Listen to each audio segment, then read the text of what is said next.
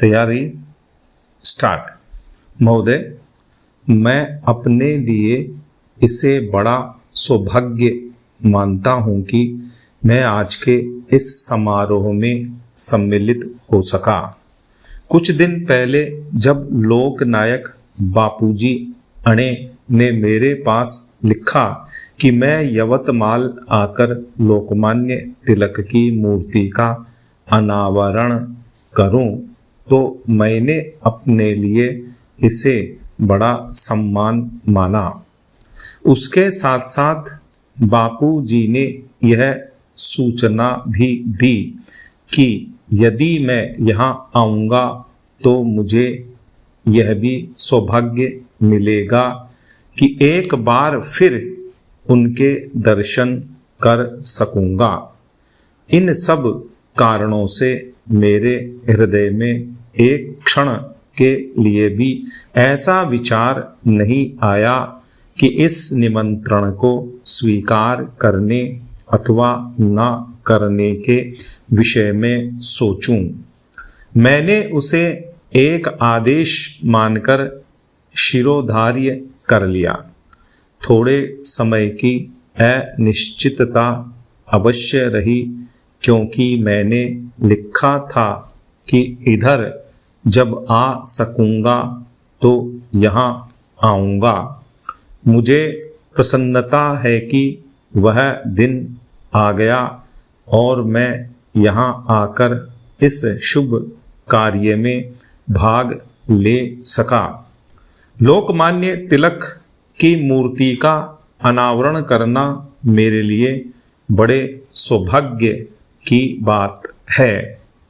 लोकमान्य ने केवल इस देश को जगाया ही नहीं, बल्कि उन्होंने कांग्रेस रूपी जिस भवन की नींव डाली, वह आज स्वतंत्रता के रूप में हम सबको मिला है।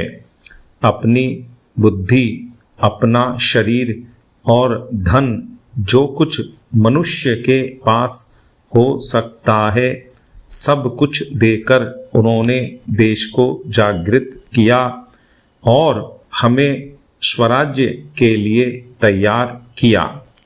जिस समय हम यह नहीं समझ पाए थे कि उस स्वराज्य के लिए और भी कितने त्याग की आवश्यकता होगी, उस समय उन्होंने हमें केवल यही मंत्र नहीं दिया कि स्वराज्य हमारा जन्म सिद्ध अधिकार है, बल्कि उन्होंने यह भी बताया कि हो सकता है कि ब्रिटिश राज्य के जेल खानों में रहकर हम देश की अधिक सेवा कर सकेंगे।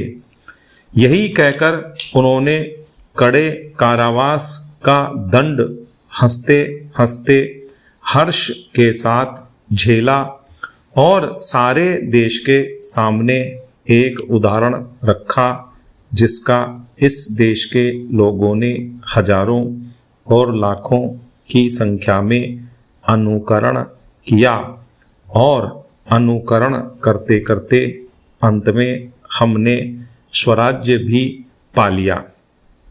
आप लोग लोकमान्य के काम के ढंग से और बहुत निकट के दर्शन से मेरी अपेक्षा कहीं अधिक परिचित हैं।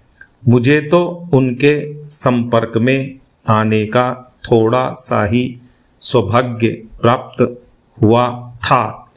आप में से बहुतेरे ऐसे होंगे जिनको उनके पीछे पीछे चलकर काम करने का सौभाग्य प्राप्त हुआ होगा।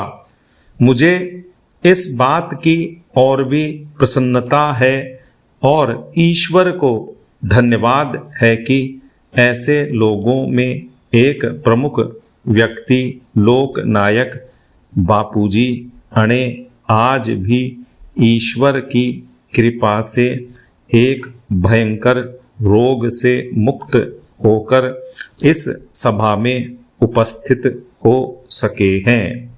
मुझे आशा है कि हमें उनका उपदेश बहुत दिनों तक मिलता रहेगा और यह हमारा पथ प्रदर्शन करते रहेंगे।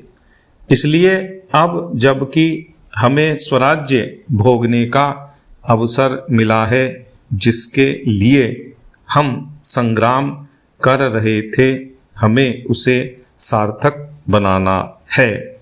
स्टॉप।